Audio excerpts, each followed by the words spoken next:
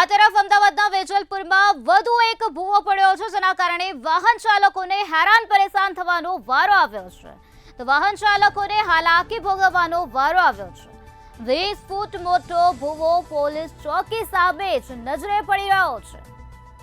ગટરનું કામ કર્યા બાદ ભૂવો રસ્તા વચ્ચે પડ્યો છે, જેના કારણે વાહન ચાલકોને હેરાન પરેશાન થવાનો વારો આવ્યો. ભૂવો પડતા ટ્રાફિક જામના દ્રશ્યો પણ સામે આવ્યા છે.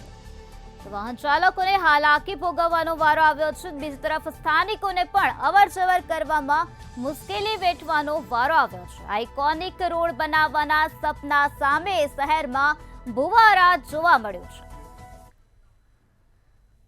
અમદાવાદ શહેરમાં ભૂવા પડે તે કંઈ નવાઈની વાત નથી, પરંતુ આ ભૂવા છે તે શિયાળો, ઉનાળો, ચોમાસું બારે માસ પડતા હોય છે. આવો જ એક ભૂવો જે છે તે વેજલપુર પોલીસ ચોકી જે વેજલપુર વિસ્તારમાં આવેલો છે ત્યાં પડ્યો છે. અત્યારે જે ડાયાગ્રામ આ પ્રમાણે જે જોઈ રહ્યા છો, જ્યાં મોટી સંખ્યામાં જે લોકો છે ટ્રાફિક જામથી હેરાન પરેશાન થઈ રહ્યા છે, અને સાથે સાથે એકદમ નાનો રસ્તો હોય અને સાથે જ આ પ્રમાણે ભૂવો, ત્યારે અહીંથી વાહન ચાલકો જે છે તેને હાલાકીનો સામનો કરવો પડી રહ્યો છે. વેજલપુર પોલીસ ચોકીની એકદમ સામે જે પડેલો જે ભૂવો જે છે, હવે આ ભૂવોનો જે ડાયાગ્રામ આપણે જોયો તો 20 થી 25 ફૂટ જેટલો જે ભૂવો છે તે પડ્યો છે. પરંતુ સૌથી મહત્વની વાત એ છે કે અત્યારે નવી ગટર બનાવી હશે, ગટર બન્યા બાદ આ ભૂવો પડ્યો હોય તેવું લાગી રહ્યું છે, અને આ જે હેરાનગતિ જે છે તે લોકોને થઈ રહી છે.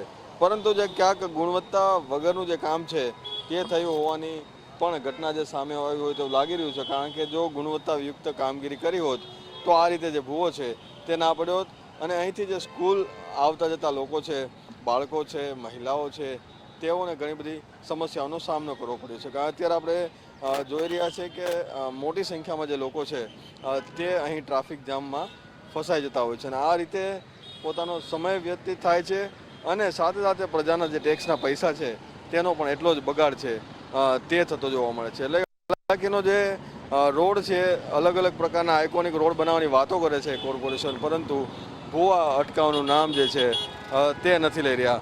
અચ્છા, ક્યાંથી આવો છો? યુવરાજથી. કેટલી તકલીફ પડે છે? ઘણી તકલીફ પડે છે, પૈસા ગઈ જતા. લોકોને સમસ્યાઓનો જે છે સામનો જે કરવો પડી રહ્યો છે, કારણ કે આ જે ભૂવો છે તે પડ્યો છે. કાકા, कोई तकलीफ तो है नहीं दिखाती, कोई तकलीफ बच्ची है देखा खरी અને દેખાતી તમને.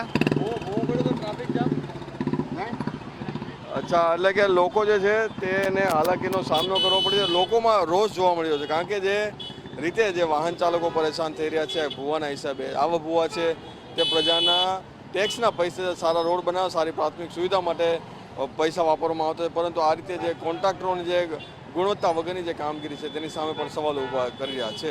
કેમેરામેન બિપિન અમીન સાથે મેહુલ દુધરેજિયા, મંતવ્યનું અમદાવાદ.